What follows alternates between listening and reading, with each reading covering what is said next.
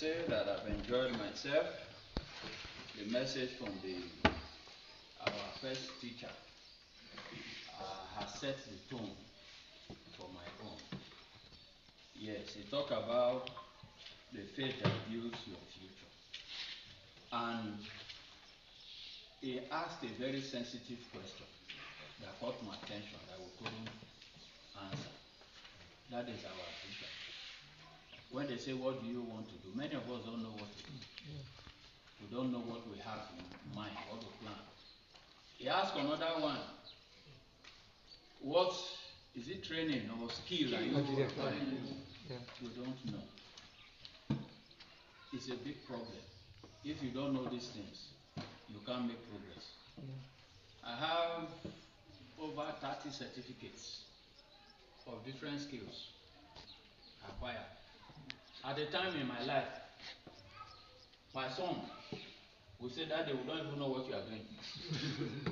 In school, when they ask, what's your daddy's profession? They are confused because I'm doing so many things. As our Baba has said here, when you have so many skills, if this one doesn't work, you switch. I think I've had that discussion with Joseph. And it helps. If you know the skill that you need to acquire, you know the direction to go. If you don't know the direction where you want to go, then what I want to talk about will not help you. Faith alone without work is what? Yes. It will not work. You must know the direction that you want to go to. And then you begin to work with faith. I want to tell you something about professions today. We have gone past the age where you just say, I went to school and I read mechanical engineering. I went to school and I read accountancy. We have gone past that stage. You have to acquire skills that will make you relevant. As an engineer, after some years, I did training on procurement. They call it Certified International Procurement Professional. What is procurement? What is engineering? There's no correlation. They now call me procurement engineer. It's a different kind of specialization. When I got to a certain level of management, I saw myself getting to the level of HOD. I had to go and do training. For accounting for non-accountants. I went to Lagos Business School. It's a lot of money, but you must make sacrifice. That's my next good point.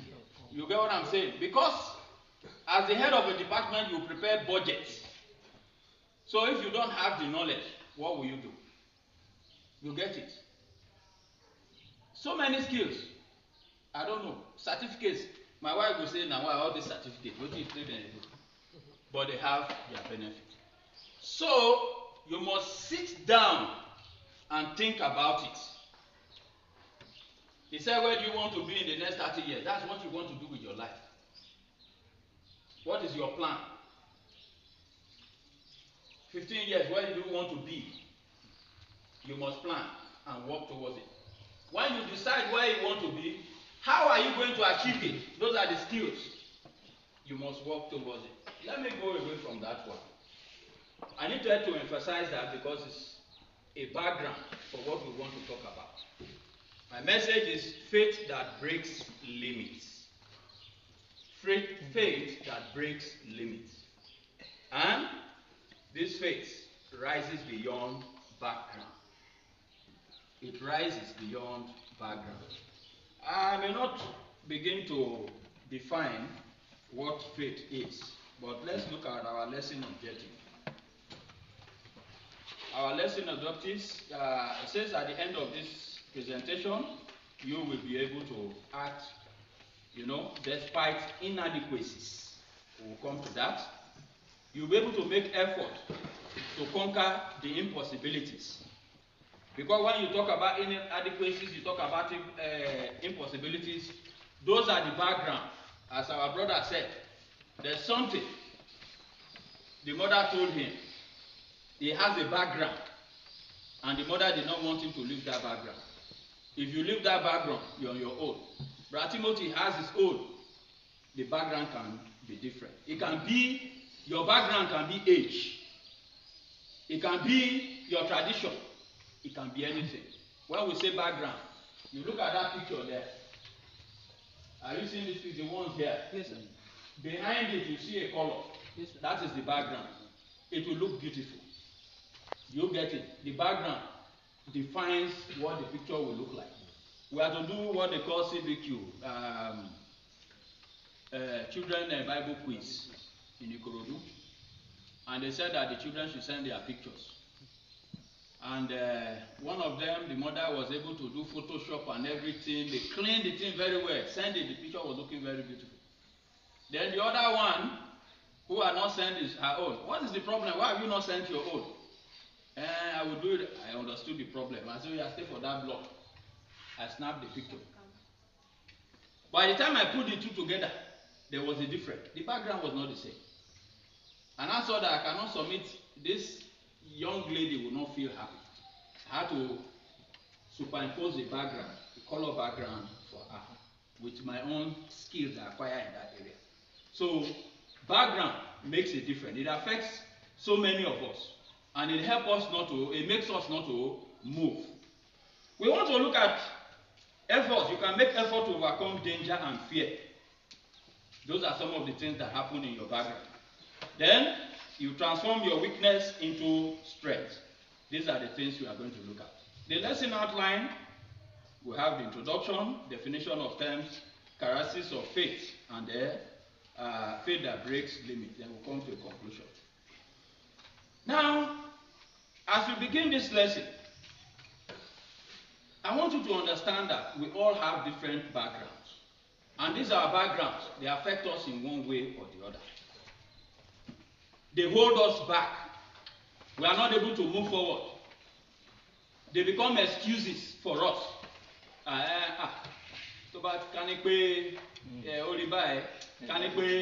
We begin to give all sorts of excuses. And those are the things that hold us back. I live in a community, an Ilaje community. You know, when my sister here said Kukuru, I just laugh. I've traveled to many of the towns in Ilaje, in Ondo, Ilaje side of it, and Ikale. So I relate with them. But the community where I live in, Lagos, is called Ilaje. Ilaje people are there. In that community, what you find is that the people, their mind is very shallow. They don't go to school. At 13, 12, if you take 15, the girl don't get the letter. Yes, that is what is happening. The parents are not sending the children to school. They are not. And then I begin to look at them.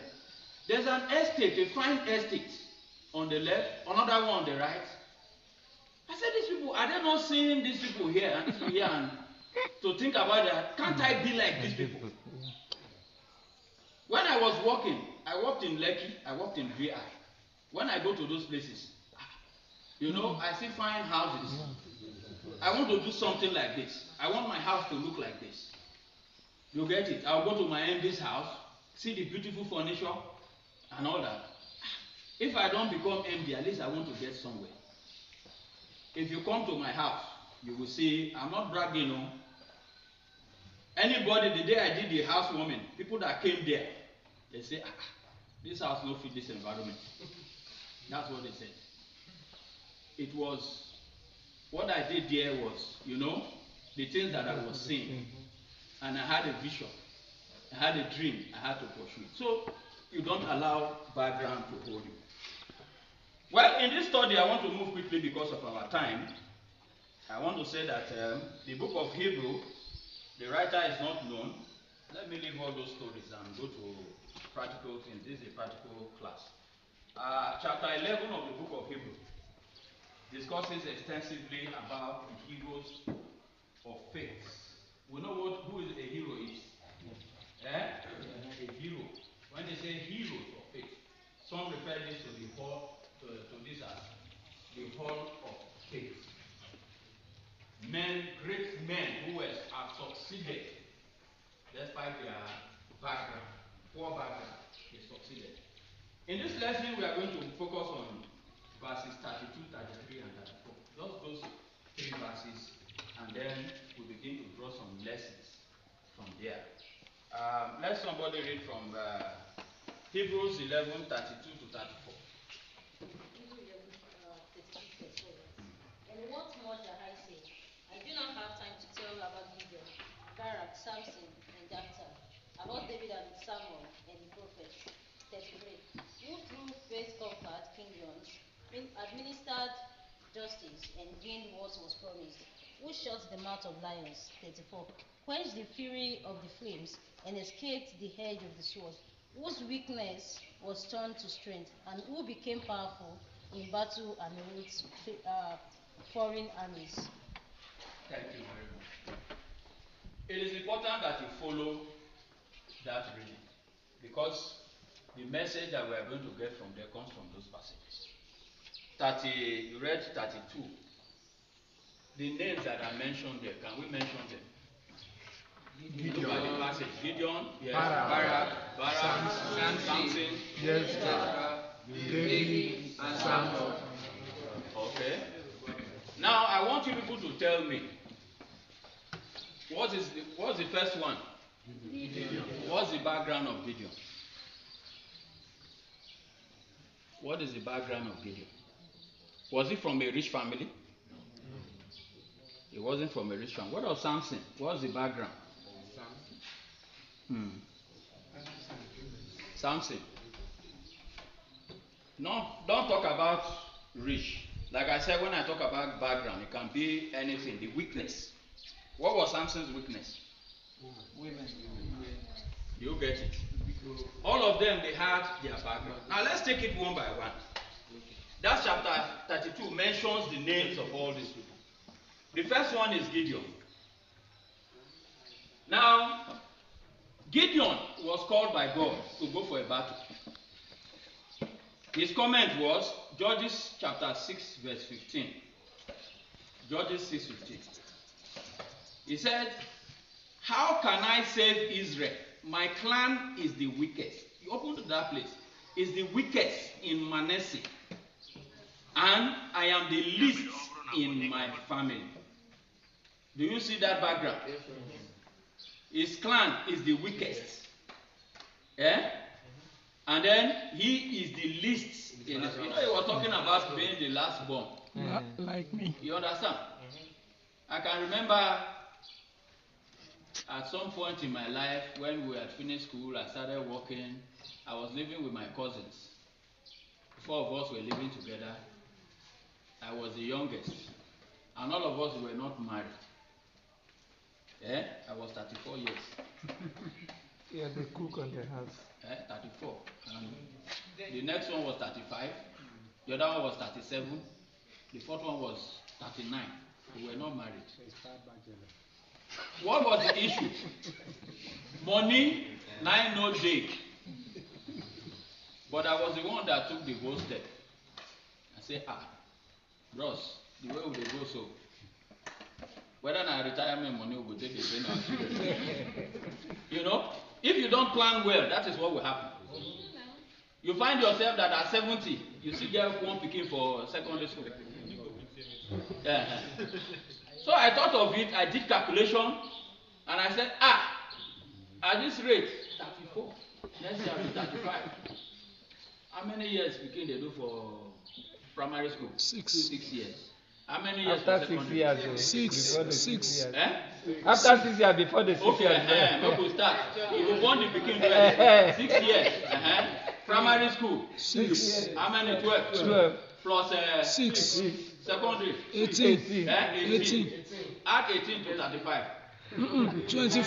Yes, correct. University. Add 18 to 35 is correct. 35. That's 53. So at 53, your picking will start. Your first child, will never talk second one or third one. You understand? He never entered university. 63 years. So maybe now at 63, your first child will finish. If you can't get 3 children, bye. You understand what we are saying? I look at the thing. What was the issue? The background here was money. I didn't have a good job. My salary was 20,000 naira. What will it do for me? And the ones where they are ahead of me, they were even earning more. But they couldn't make up their mind. I was driving a car, one small Golf. I said I did drive Golf, I don't get why. I was even living with my cousin. But I made up my mind. I said, if it means selling that car, I will sell it. I have to get married next year. And I decided, next year I'm going to be 35. I went to meet my father. I said, Daddy, It's time. next year I'm going to get married. Say, what is wrong with you?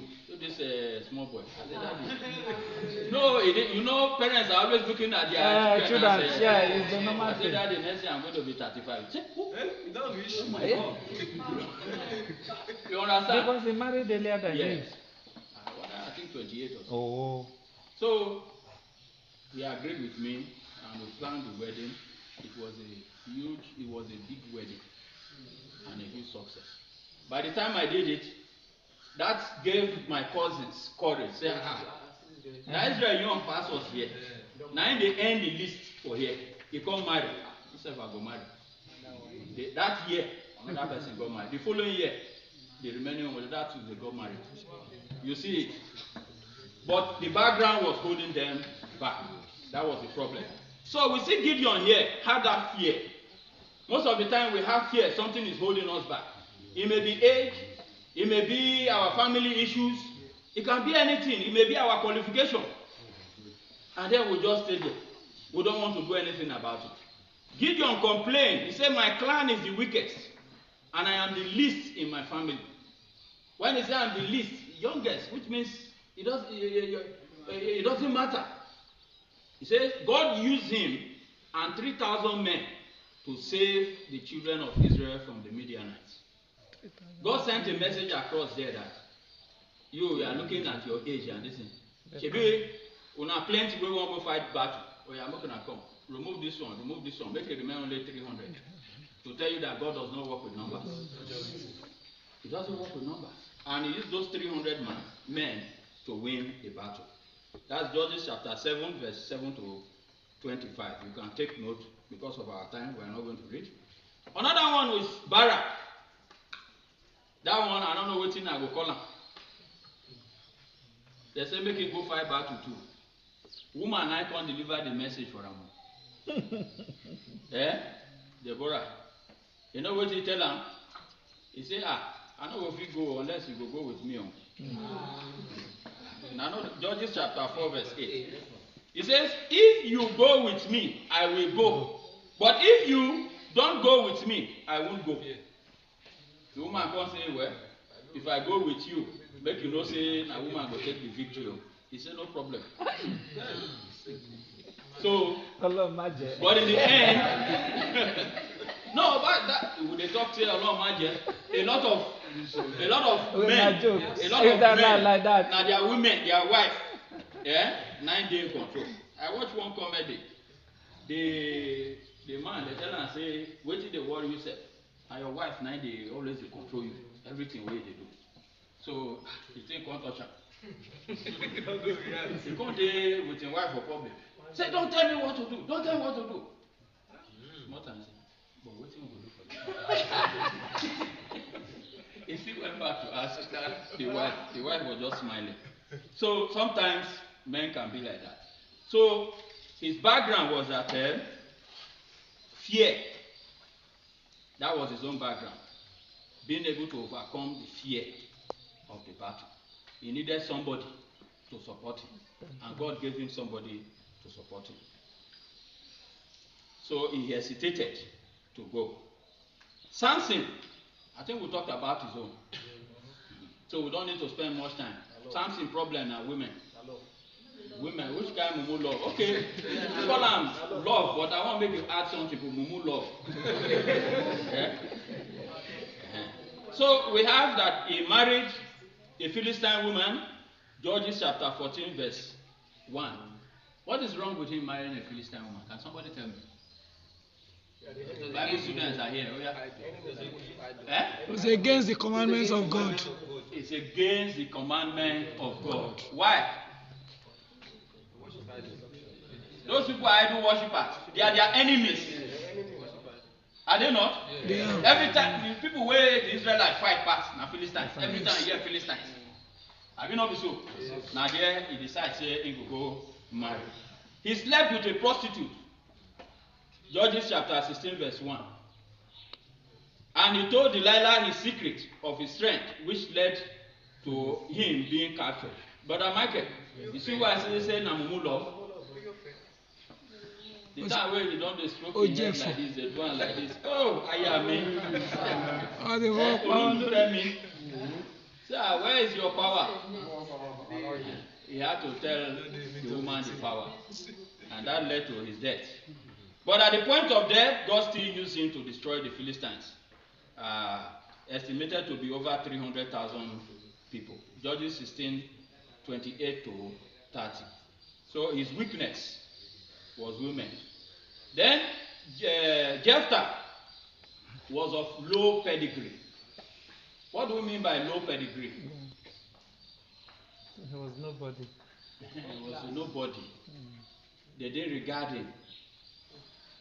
Oyibo people will say he's not pure blood.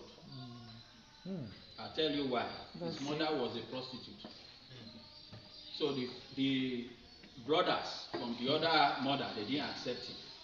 He said his mother was a prostitute and was rejected by his family. Let's read Judges chapter 11 verse 1 to 2. Look, we read one. Judges 11, 1 to 2. Verse 1.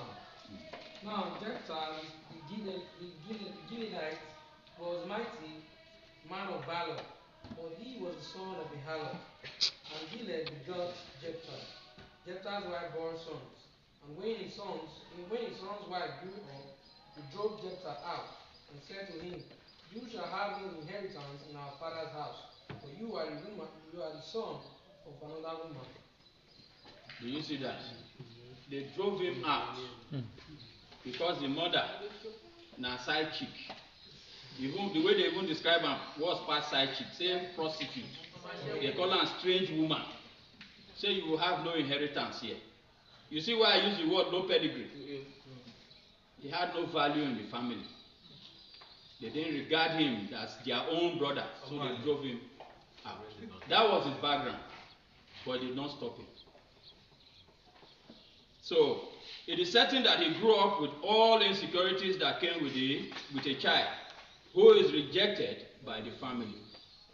I see many of them in my community. Sometimes I wonder why God put me in that community. Then again, I find that if I have lessons to teach, I always see something to pick from them. There's a young man, a young boy, maybe around 13 years, because the parents, make I talk their tribe, they are quite one people.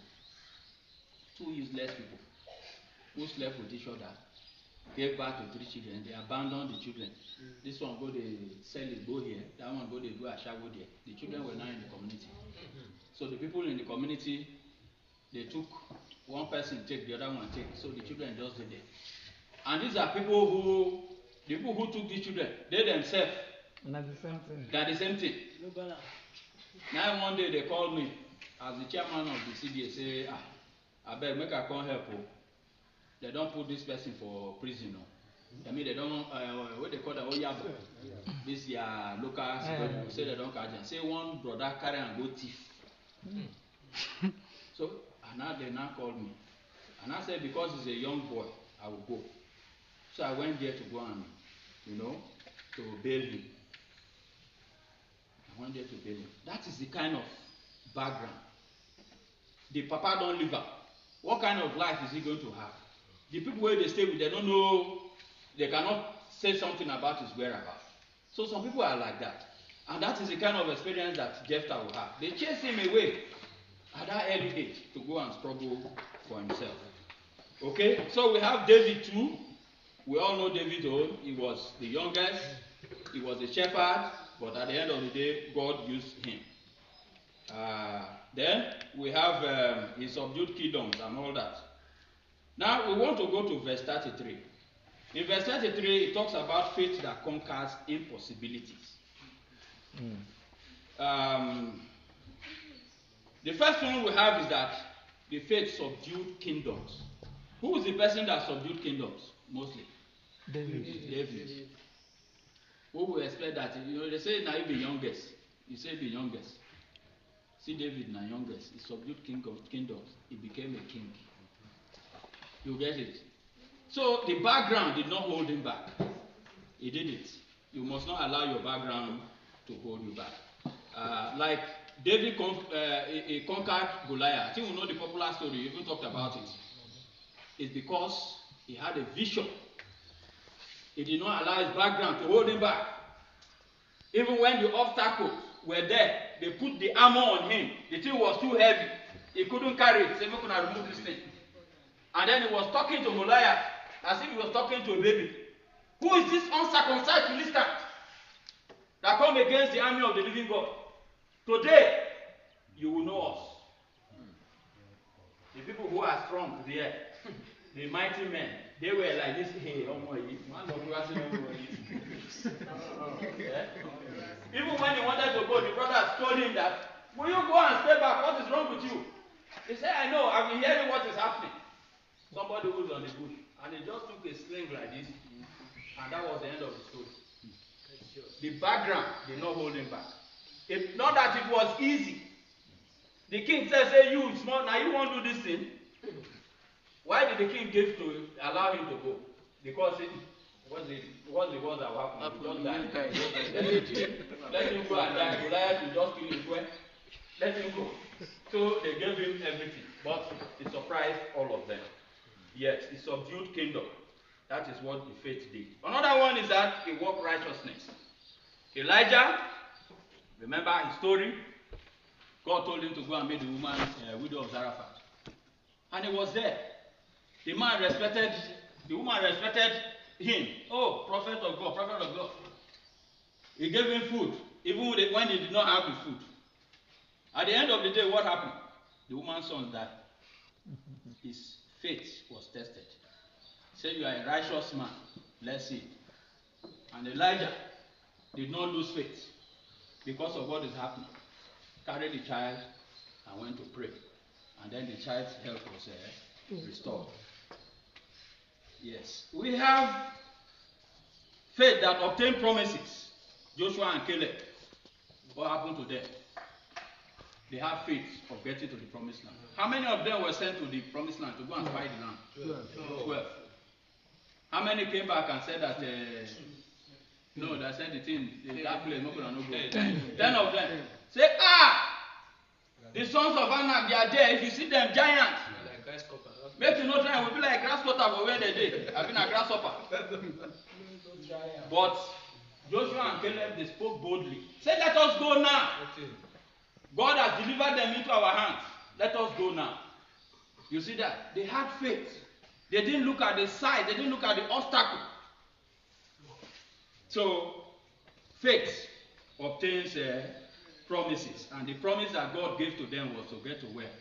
The promised land. And they received that promise because they had faith. Then faith that overcomes danger and fear. It overcomes danger and fear. That is 33 to 34. He stopped the mouth of lions. Who was that? Daniel. He quenched the violence of fire. Who was that? Shadrach, Meshach, and Abednego. Okay? So you can see these people. These are things that will not happen normally. But because they have faith in God, they were able to overcome all these things. Then Elijah escaped the edge of a sword. They wanted to kill him, but he was able to escape. Yes, I don't know if we're able to have a platform. I will send the lesson there so that we can see the whole lesson. Okay. I'm rushing it because there are some things I still need to say. Faith that overcomes danger and fear. Faith doesn't guarantee safety, but it guarantees God's presence in the fire. Yeah. Sometimes it doesn't mean that the challenges will not come, but by faith you will go through it. Yes. I'm somebody who prays, and I go to worship, I serve God the best way I can. But sickness came down. I think most of us are aware of it. Yes, sickness that almost took my life. It got to a point that if I couldn't breathe again, I said, God, if it's time, let me go. If I still have something to do for you, let me stay. And then I started coming back. You get what I'm saying? The fact that you have faith, it doesn't mean you will not go through fire. It doesn't mean you will not have challenges. Challenges will be there. But you have to maintain your faith. Yes. Out of weakness, we are made strong. Paul said in 2 Corinthians chapter 12, verse 10, Therefore, I take pleasure in infirmities, in reproach, in needs, in persecution, in distress, for Christ's sake. I don't know who was saying they take pleasure in all those things, but I said for Christ's sake. That means there are things that will happen to you because you believe in Christ. Those things will come.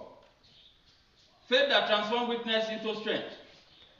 You become valiant in battle. Like David, he was valiant in battle because he had faith in God. You know, knowing who Saul was, that did not make him timid. Knowing his background, that he did not have military experience, did not make him weak. He used wisdom and the grace of God to the point that he went to cut the hem of the skirt of Saul, and he goes stay far. God will look and say, Kabiyesi o, na your skirt be this o, I don't cut am o. He look and say, you understand? He was not afraid, and he won so many battles. Yes. Faith isn't the absence of weakness, but the presence of God's power. The fact that you have faith, it doesn't mean that you are weak. Yes. Don't wait to feel strong. Move in faith, and God's strength will meet you. You don't allow weakness to pull you down. You must make effort to move on.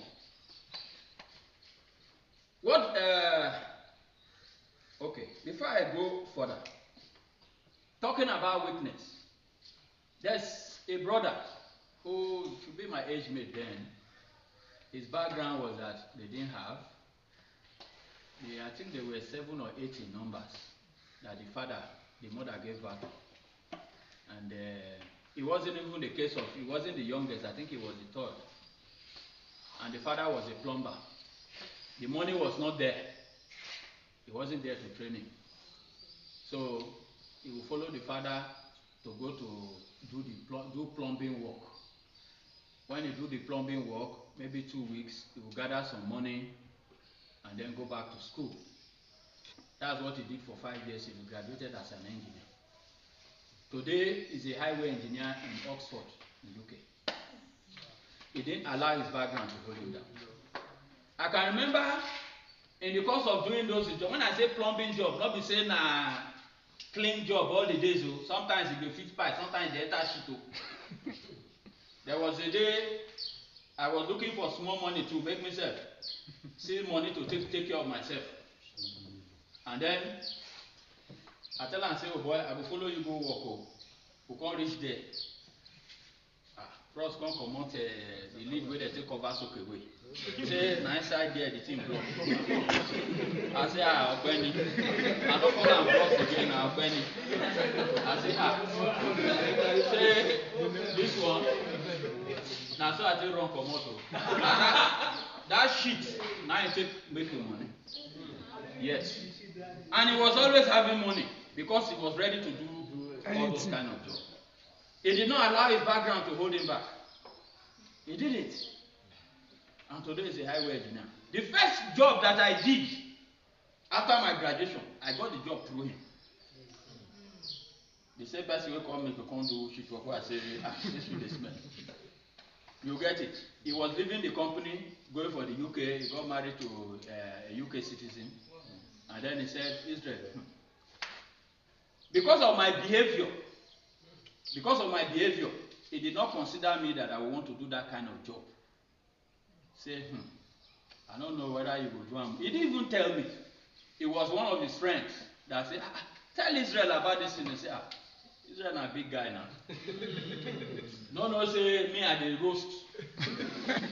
Fire. And he came to tell me that was how I would have missed the job. Because, I was doing big man, I cannot touch it. Do you get it? So you don't allow your background to hold you. And that also tells us that we should not discriminate. You have to have little beginning, humble beginning. Another story I will tell you as I'm rounding up. My father, he came to Lagos at the age of 16 from a poor family. He used to tell us that from a poor family. Say in the carry good go hawk, where they will give am garri and groundnut chop to go school. So he came to Lagos to stay with the uncle in Ajebule. That uncle of his had 2 wives, had 16 children. Yes. And my father stayed with them. Listen, the children that were born there in Lagos there, none of them went to school. It's only recently that one finished from the university. But in that environment, my father went to school. He struggled. He said he wants to change their story. He went to school. And he changed it. Yes, changed the story. I was in primary school when my father finished from Unilag, Mascom. I was in secondary school. I think I was in Form 5 when he did his masters in Unilag. You see that? He was determined. The only place where he now slowed down when he was to do the PhD. That time, I think something happened to the school and then he didn't further again. But at least he got himself to a certain level. He took himself out of that poverty. And I began to look. You stayed in this place with these people, and the man's children, none of them went to school. It's not because my father's father was educated. He's also a stark illiterate in the village. But his own uncle, who was staying in the city, could not send the children to school. My father did not allow that background, what is happening there, to hold him back. He decided to be different. So, you must decide to be different. Amen. If you don't take a step, there's no way you can make progress. Some of us like to complain and complain. If to say, I get this, if to say, I get that, what are you doing about it? What steps are you making? We need to make steps. All those people that we mentioned there, we can see their background.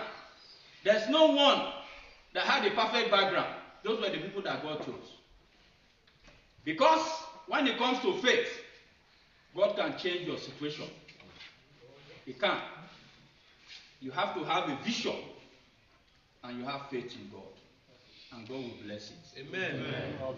Yes. So, in conclusion,